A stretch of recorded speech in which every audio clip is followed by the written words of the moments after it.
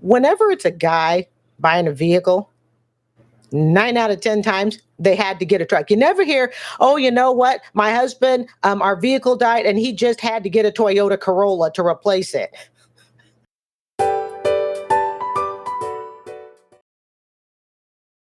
All right, bring it on. What's going on?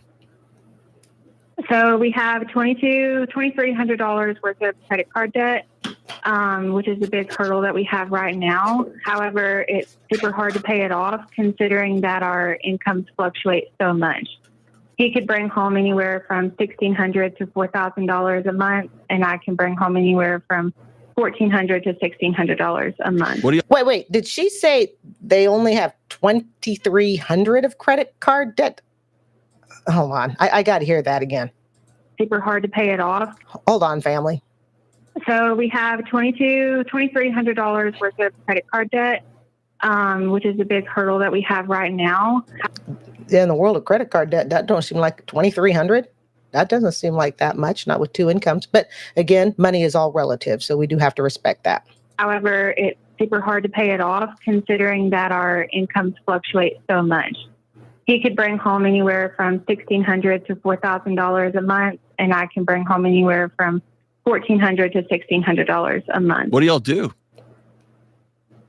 He works for a warehouse here in town, but the pay is competitive and it's based off of work, and the attendance bonus can either double or cut your check in half depending on if you were there the entire time or if you had to miss a day for any reason. And I work for UPS. Correct me if I'm wrong, but I don't see why $2,300 in credit card can't be paid off with two people working. She did say $2,300. I'm trying to figure out what the problem is, but let us continue on. Okay, so if he shows up to work, he'll make $4,000? Yes. So among other things, like it's based off of hourly. So it starts at $15 an hour, and the attendance bonus is an extra $5 an hour. So why wouldn't, I don't understand why it's not like school. I mean, just stay there. Why would you lose that? Yeah. Well, I mean, for instance, he missed a day a month ago because I had to call 911 for our son. Well, that's so different. We had to leave work to come help out. But yeah, that's not the everyday occurrence. But something's not sounding right, family. Something doesn't sound right. That's a once in a year or two or five that would happen.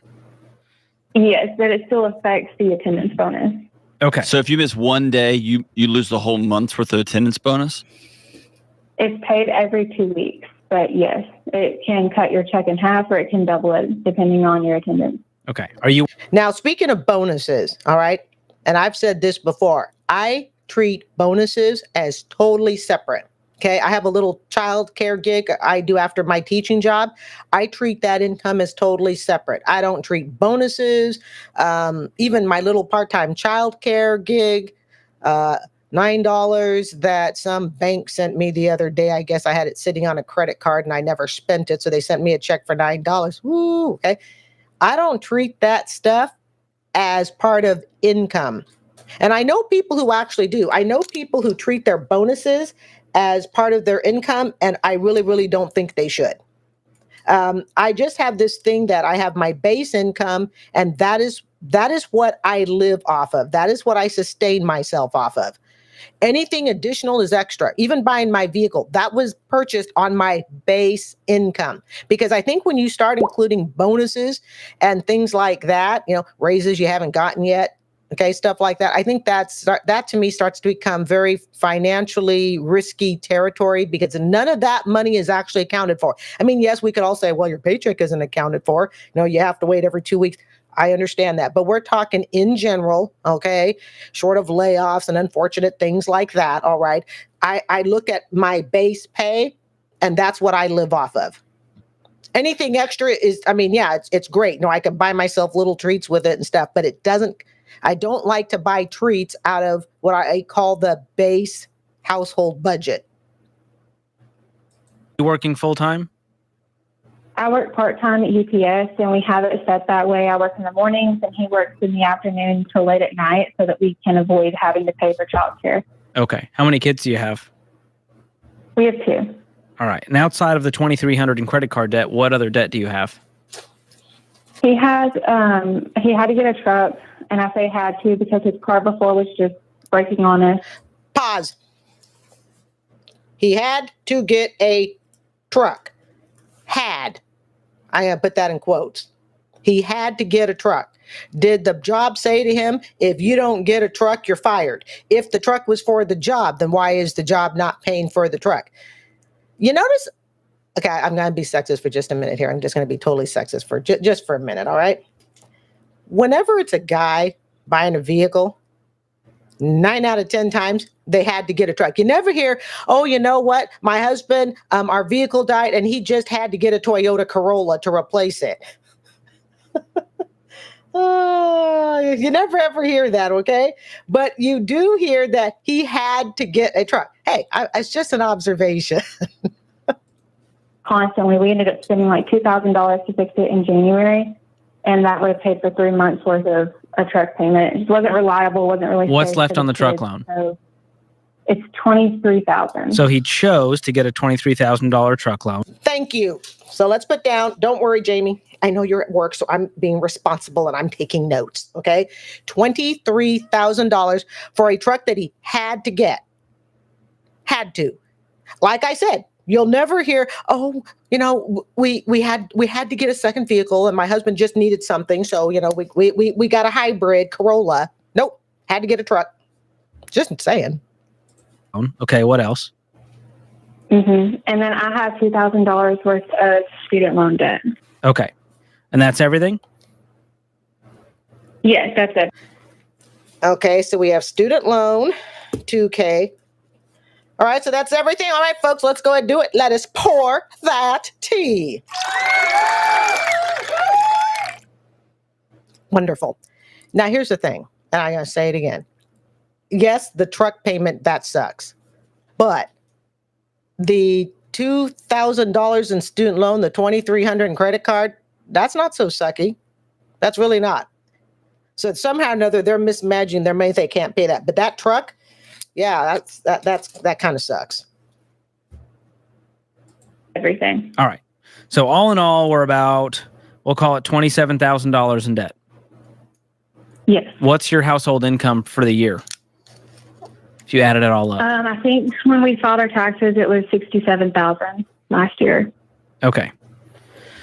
All right. So we're trying to get out of $27,000 worth of debt. We make $67,000. How much margin could you guys have if you got on a every dollar budget and you said, hey, anything that's not food, shelter, utilities, transportation, insurance, we're not going to spend money on it? How much money could you have to throw at the debt? I mean, on a good month where he makes $4,000, probably $1,000 a month.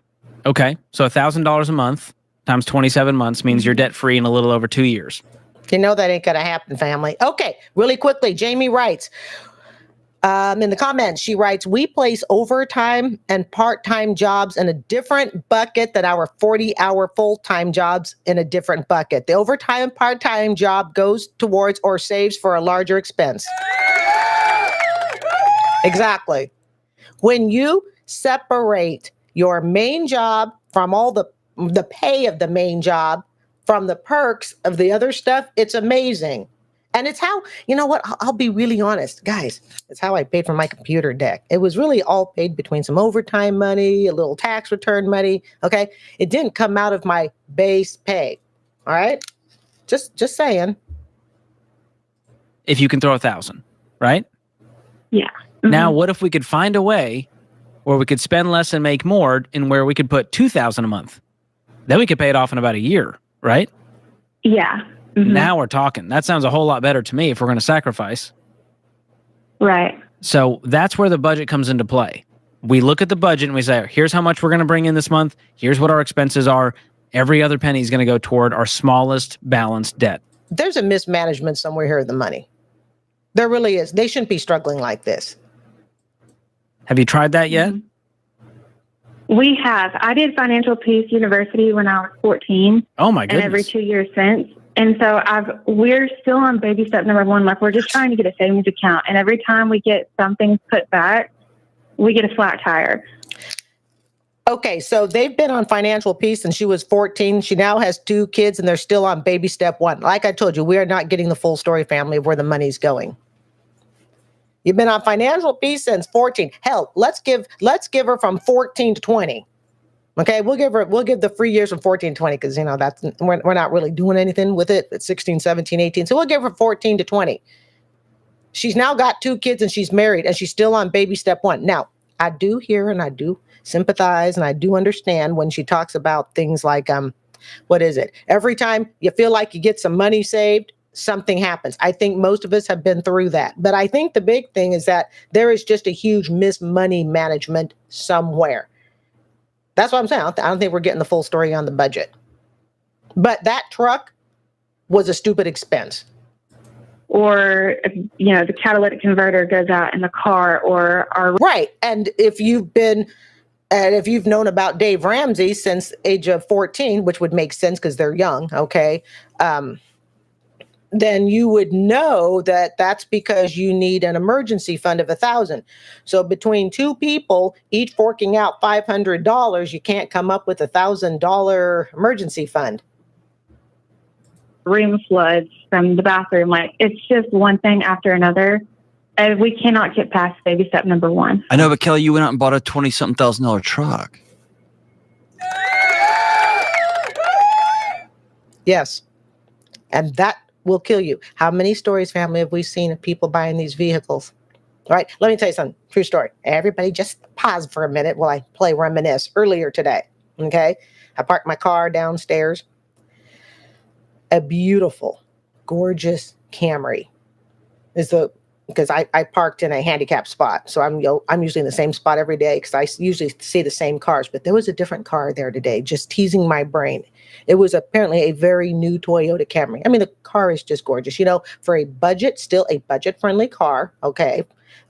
Mid-grade, all that. The Camry is really kind of my dream car, all right? The new ones.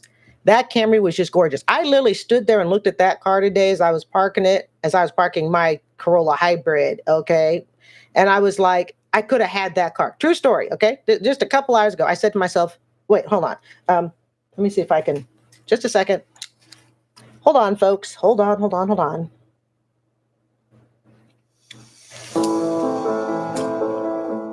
Put some background music to this.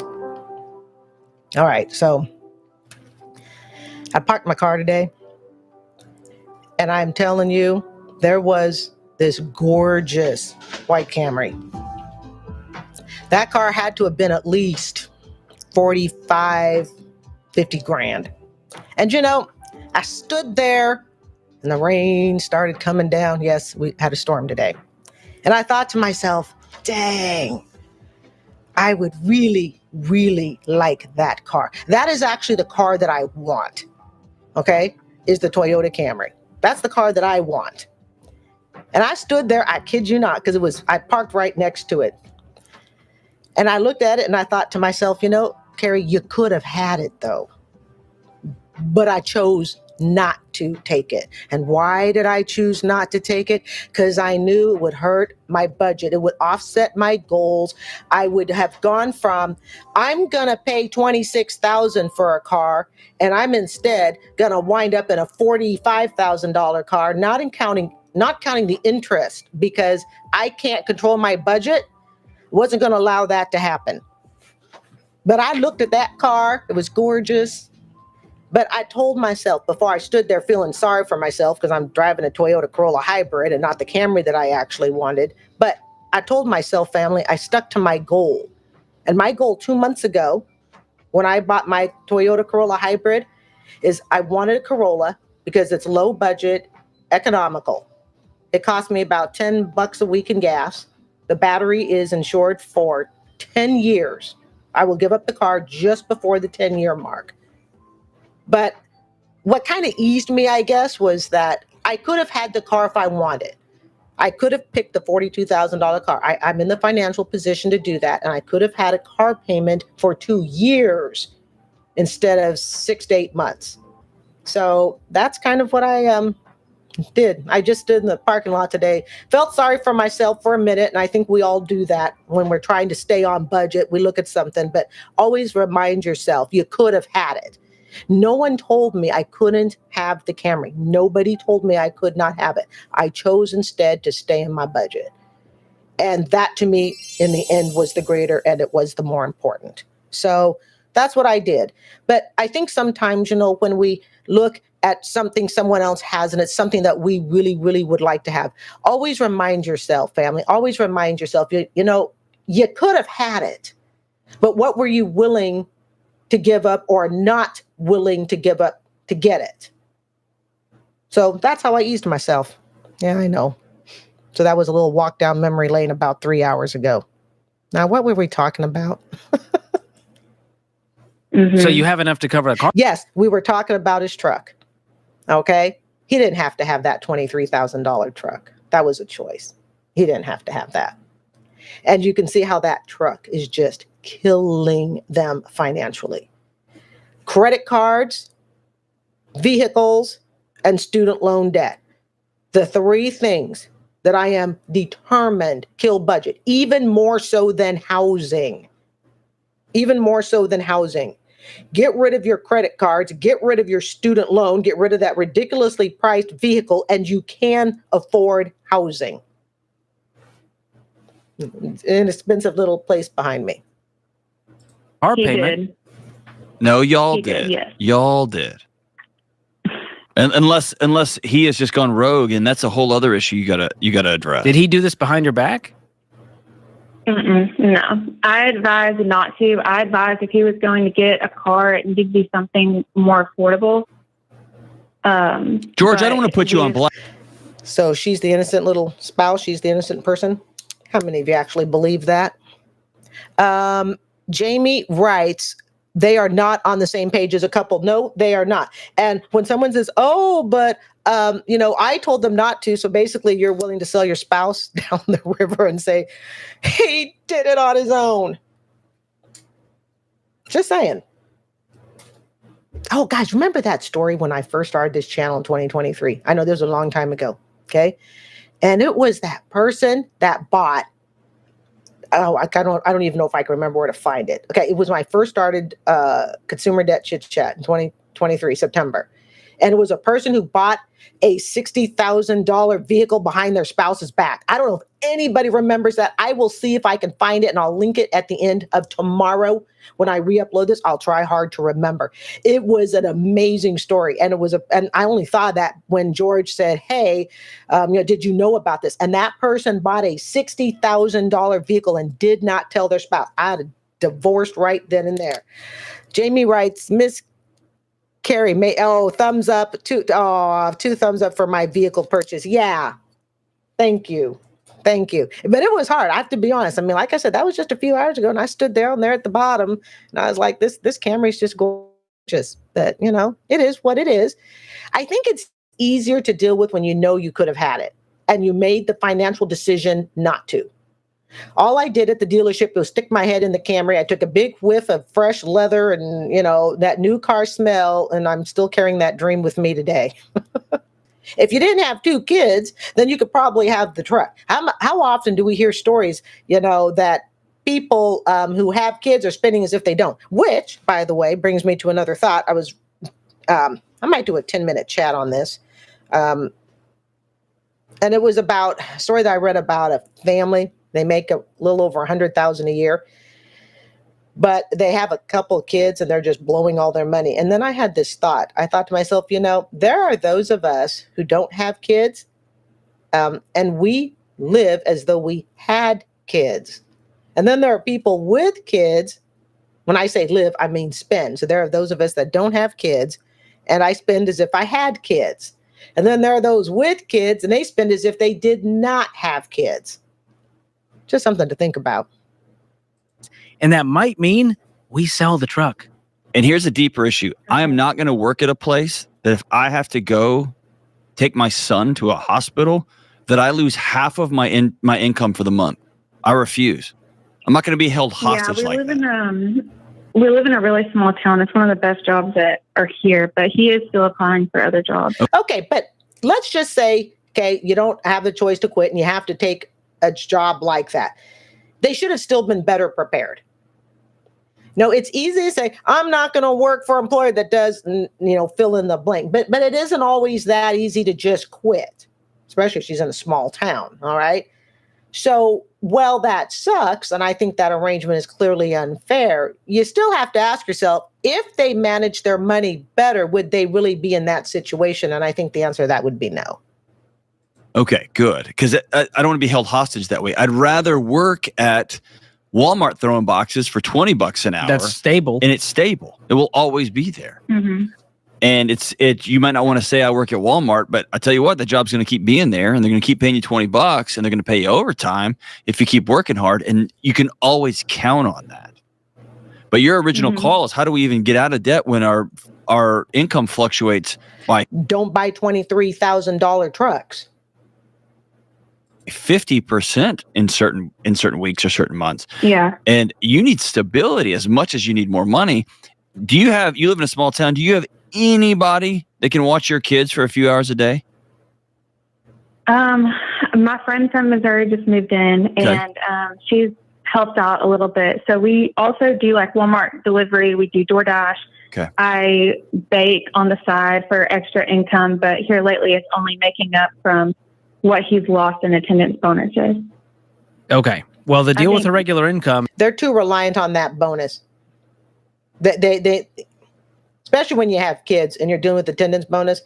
All right. My mom, being a teacher, I'm telling you, all of her sick days, everything was taken up usually because of a child emergency.